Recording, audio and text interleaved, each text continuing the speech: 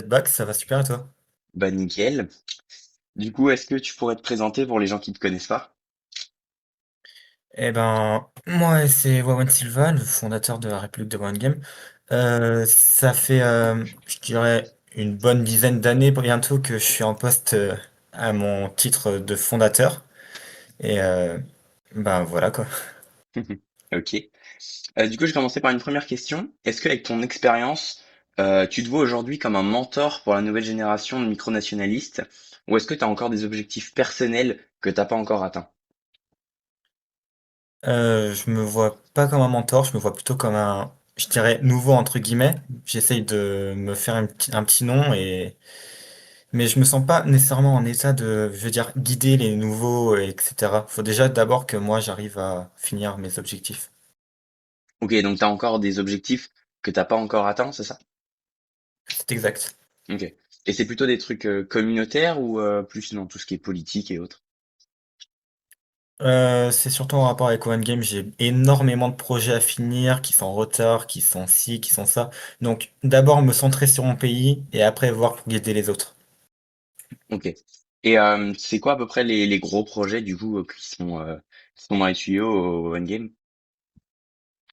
Hum, pour l'instant, on a un projet d'association, c'est-à-dire passer One Game sous statut associatif par la loi de 1901 du coup.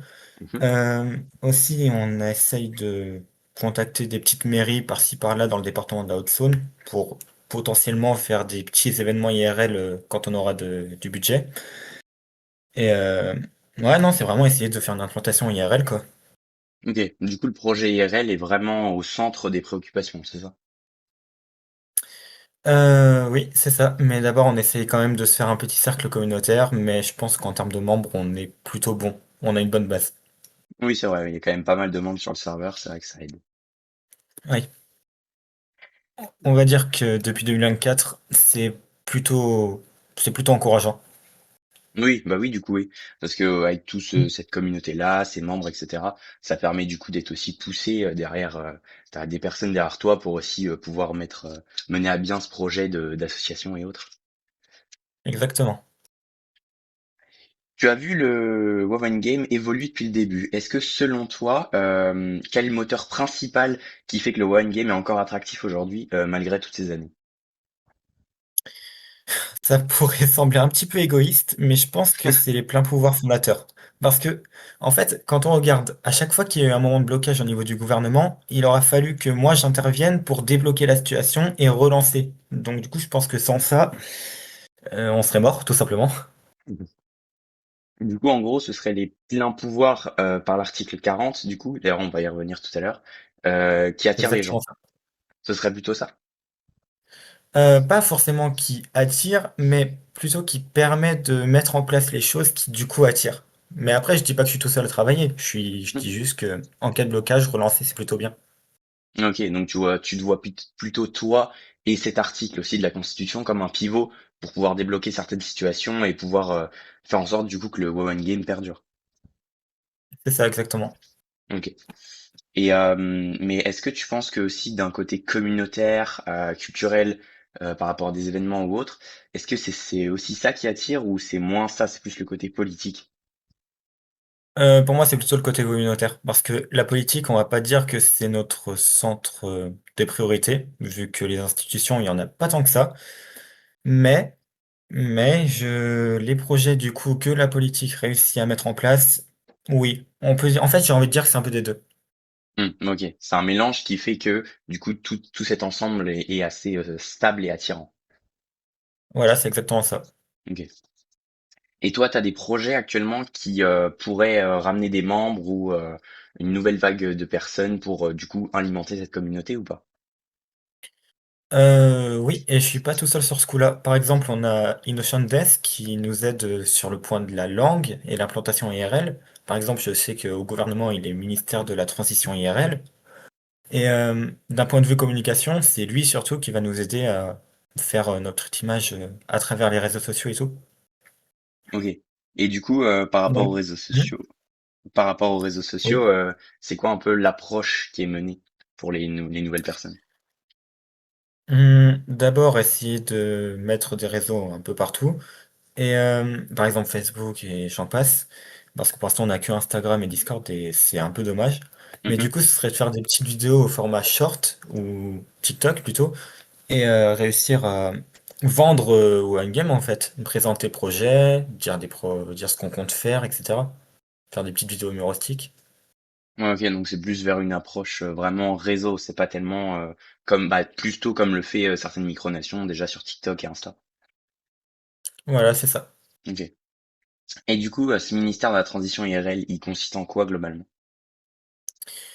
Ben, à vrai dire, le ministère en lui-même ne bosse pas vraiment avec le gouvernement. Il bosse plutôt avec la sphère fondatrice, donc moi et Jack, qui nous, du coup, on est centré sur tout ce qui est IRL. Donc, les trois, on essaye de faire le gros des projets.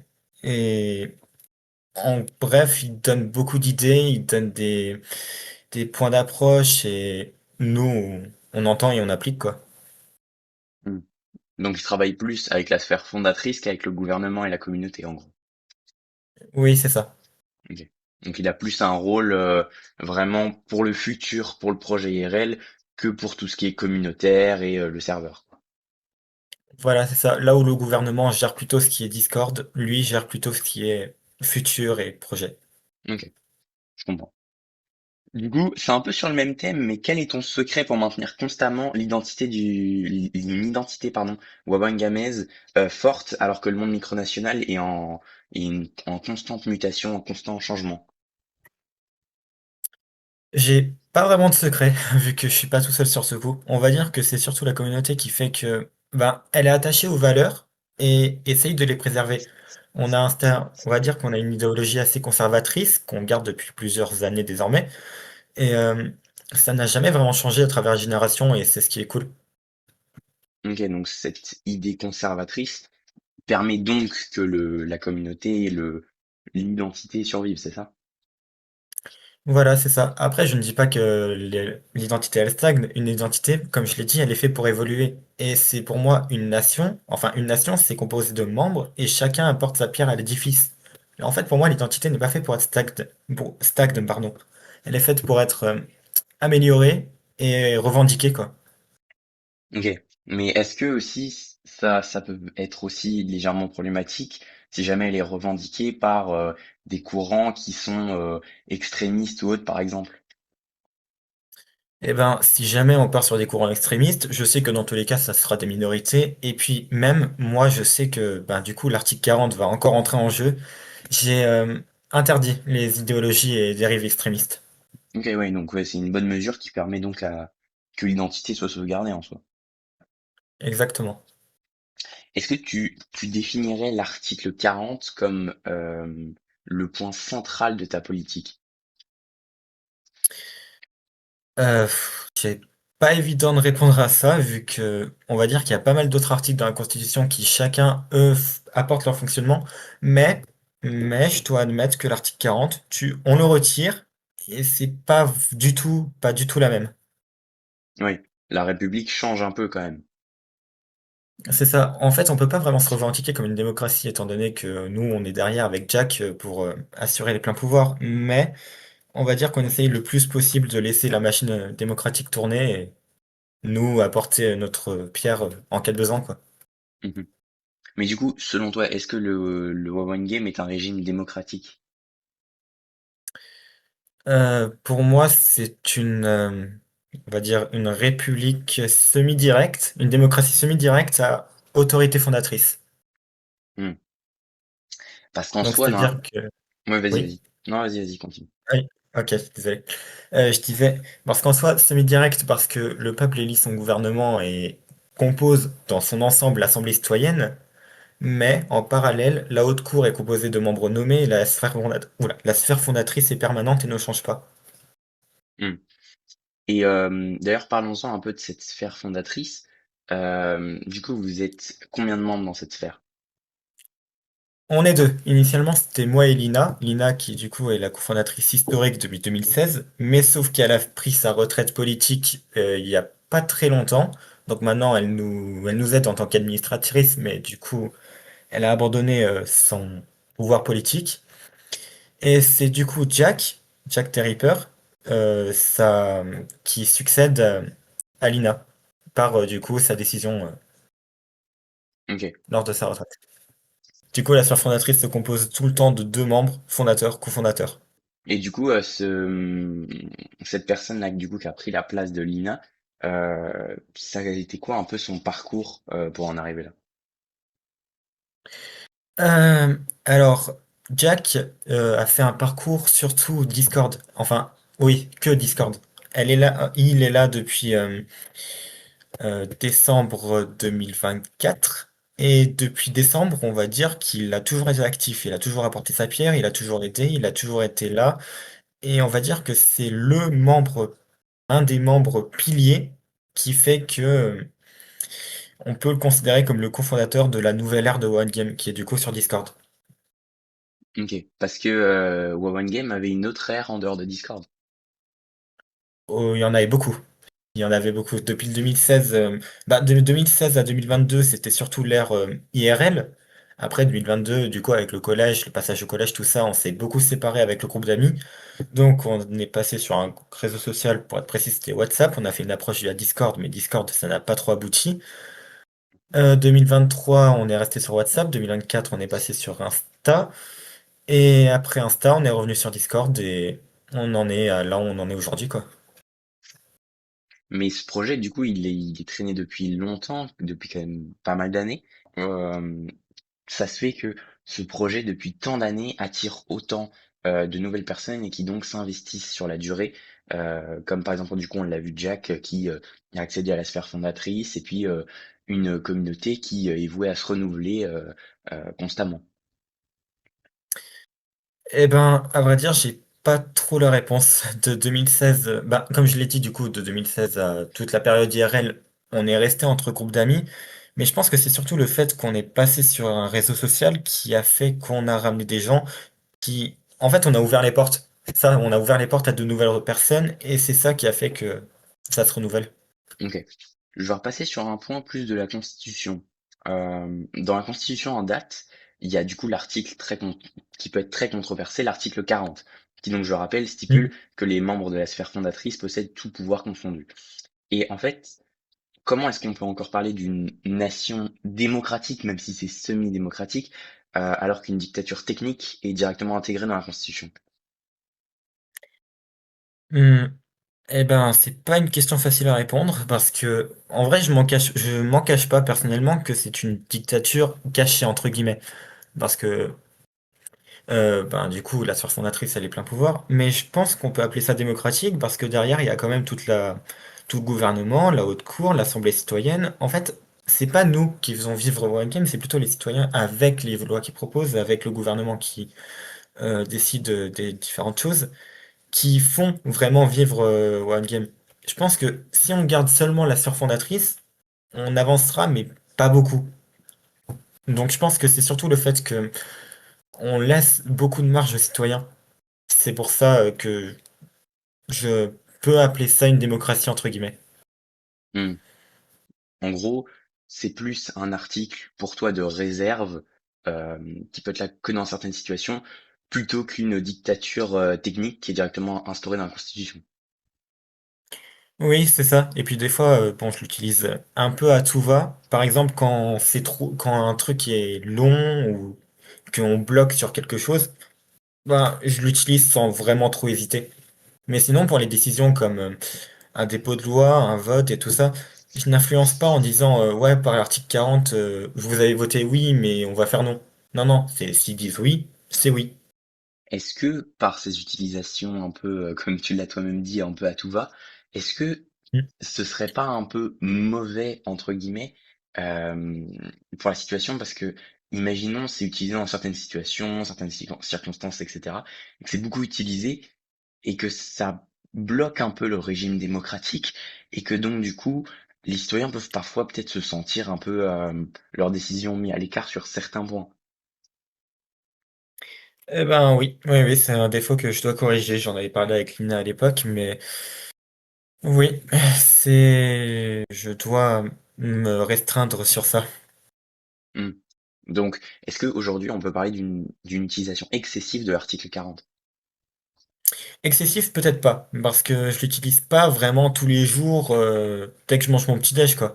Mais je l'utiliserai plutôt, ben, du coup, occasionnellement, une fois, 2 fois par semaine, quoi.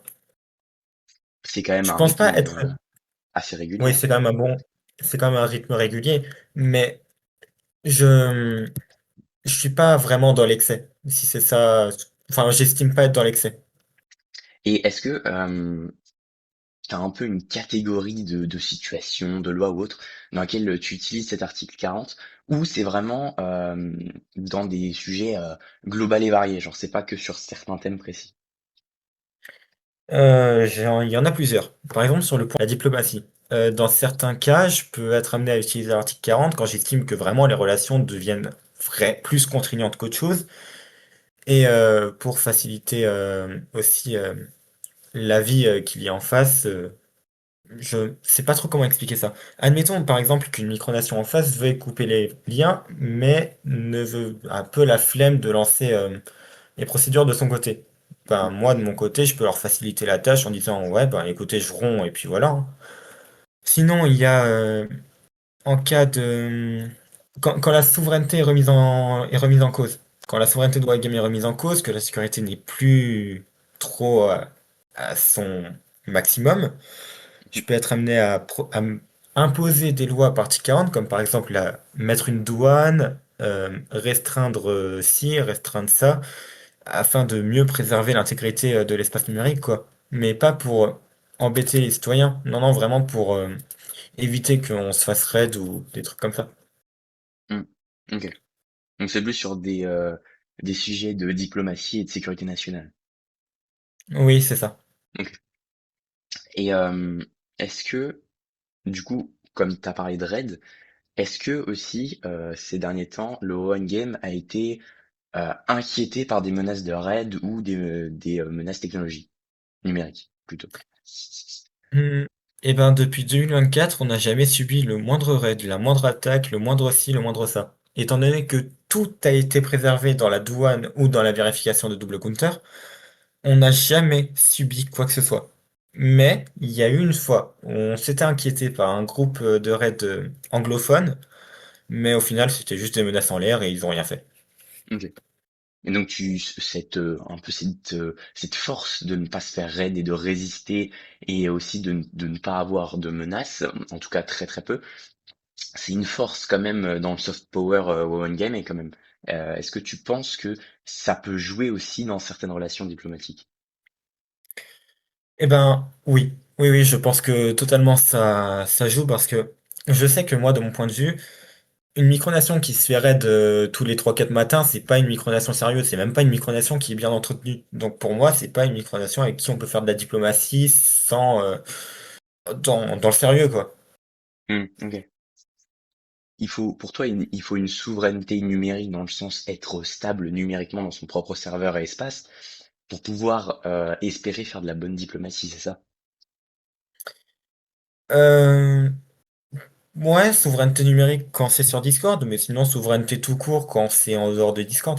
Sur le thème de l'activité, tu déclarais il y a quelques jours, comme d'habitude, après chaque période d'effort intensif, je retrouve mon inactivité. Alors attendez-vous à me voir disparaître de nouveau après ça. Donc c'était sur une déclaration de création d'un code civil, je crois. Est-ce que tu penses que cette Oui. inactivité est bénéfique au One Game? Je dirais que ça dépend des périodes. En fait, en général, quand je commence à être actif à One Game, c'est vraiment qu'il y a un problème que je dois régler en priorité. Mais sinon, une fois que je retrouve mon inactivité, déjà, d'une, c'est bénéfique pour moi, surtout avec les examens qui arrivent.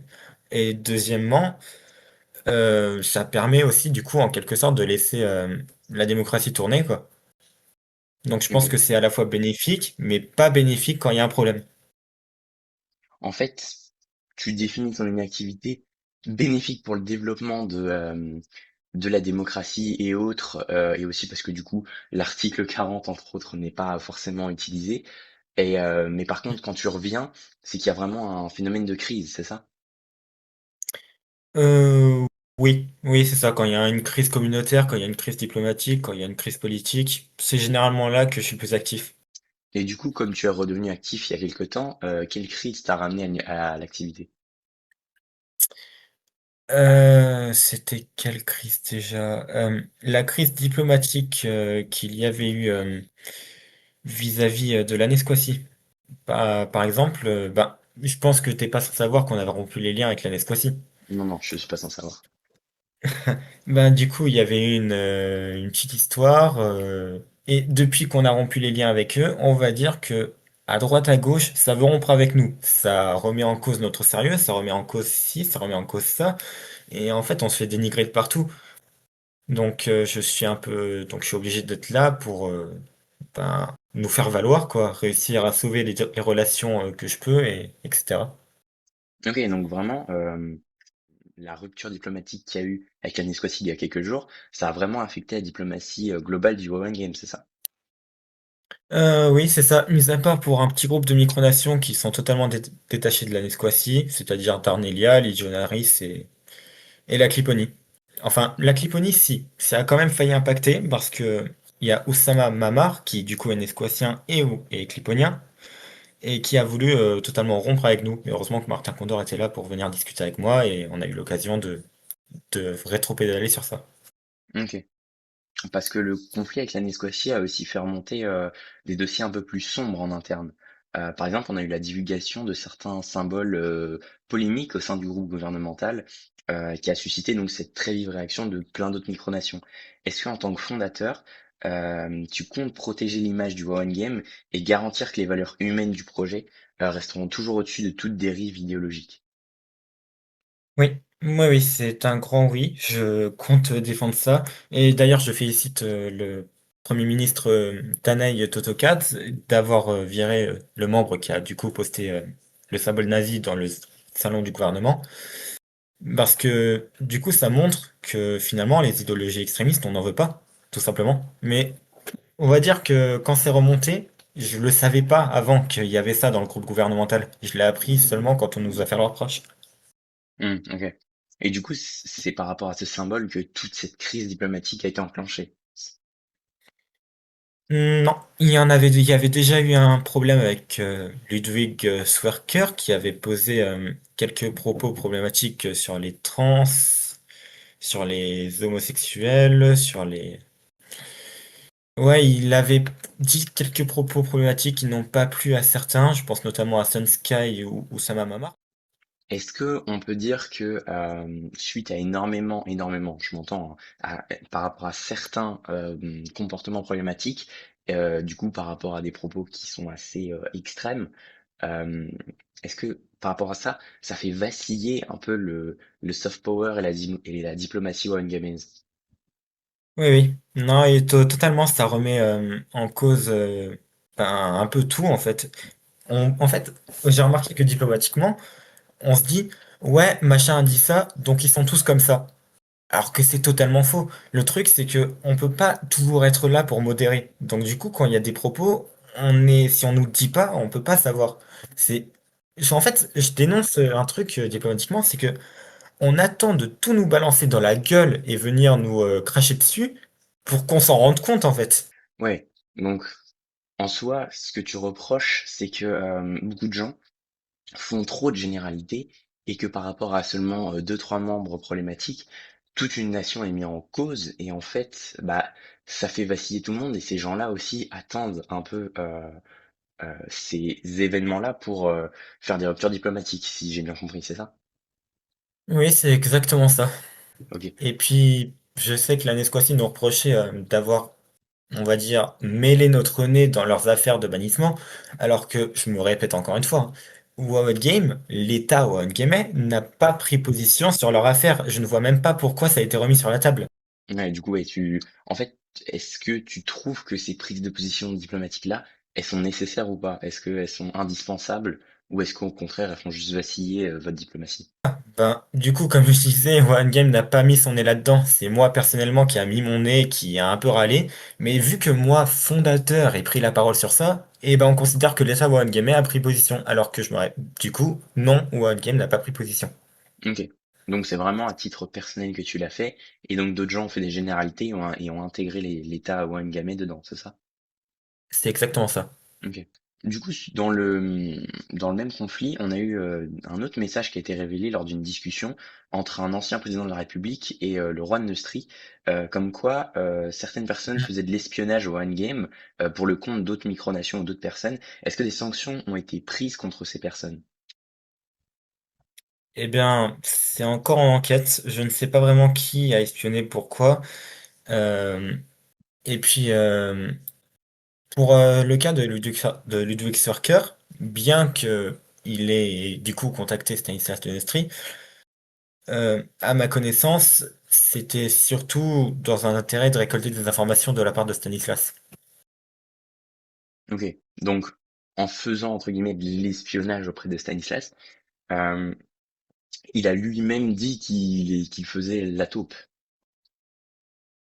Oui, il l'a lui-même dit, mais en fait, je saurais même pas comment réussir à lui expliquer la situation, vu que pour moi-même, c'est un peu flou. Donc, on va dire que la question est encore en suspens et j'arriverai pas vraiment à la répondre. OK, donc une enquête est en cours et on en saura plus dans quelque temps, c'est ça? Oui, c'est ça. OK. Et qui est en charge de cette enquête dans tous les cas, Wangan? La sphère fondatrice, du coup. OK, Et la présidente de la République aussi risque d'être sollicitée. OK. Et est-ce que ce comportement, il t'étonne venant, d'un ancien président de la République? Oui, oui, oui, je dois admettre que ça m'étonne, surtout que Ludovic, on va dire que c'est un proche en dehors de la sphère micronationale, hein. Pour moi, c'est un proche amical, donc Mmh. ben, je suis un peu étonné, quoi. OK. Mais est-ce que aussi, ce passage-là, il relate pas aussi quelque chose qui est encore plus en train d'évoluer dans le micro-monde? L'espionnage, dans de plein de micronations, on a beaucoup d'informations comme quoi, telle ou telle micronation espionne, un tel ou un tel. Est-ce que tu penses que ça devient aussi problématique et ce terme d'espionnage-là, en fait, est juste là pour envenimer les relations? Ça dépend du contexte. On va dire que si je devais dénoncer l'espionnage de certains, ce serait un peu, on va dire, hypocrite de ma part, parce que OneGame elle-même, via son armée, entre guillemets, espionne une ou deux micronations. Donc du coup, je vais pas citer lesquelles, du coup, tu t'en doutes bien, Mmh, bien sûr. mais du coup, on va dire que selon le contexte, le mot est un peu utilisé surtout pour envenimer. Mais dans d'autres cas, il est légitime d'être utilisé. Mmh, OK. Et est-ce que certaines micronations, pour toi, utilisent pas du coup c'est leurs services secrets et autres de renseignement, pour justement envenimer une situation par rapport à des déclarations ou autres? Euh, on va dire que j'ai pas trop d'exemples qui me viennent en tête, mais je suppose que oui. Et puis, au-delà de ça, on va dire que certains s'affichent ouvertement via le canal d'annonce de leur pays pour venir, comment dire, pour venir faire de l'ingérence, hein, tout simplement, de l'ingérence sur une situation qui ne les concerne pas. OK. Est-ce que tu as une micronation principale en tête ou non, tu préfères pas le dire? Hum, Eh ben, à vrai dire, ça me dérangerait pas de le dire, mais là, tout de suite, j'ai pas vraiment de nom qui vient en tête. OK, je comprends. Du coup, sur le thème un peu, je reviens sur l'activité, la communauté, et cetera. On voit que la gestion interne, a parfois des échos extérieurs, notamment du coup sur la scène diplomatique.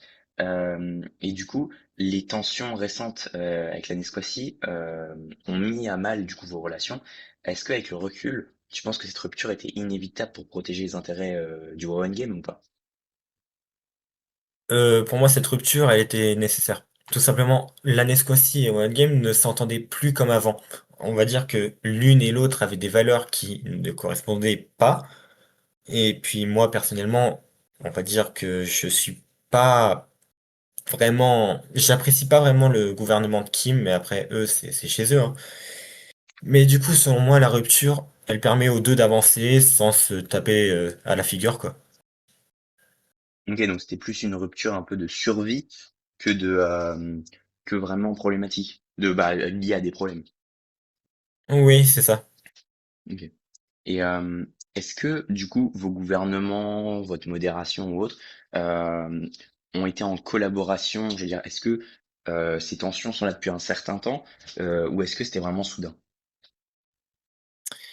Les tensions sont là depuis l'affaire qu'il y a eu avec les bannis enfin avec ceux qui ont été bannis de la Squacie.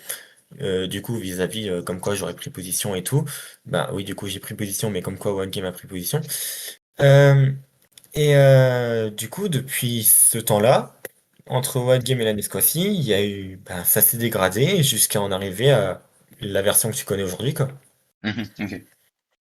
Donc c'est à partir de cette affaire des bannis que tout s'est envenimé.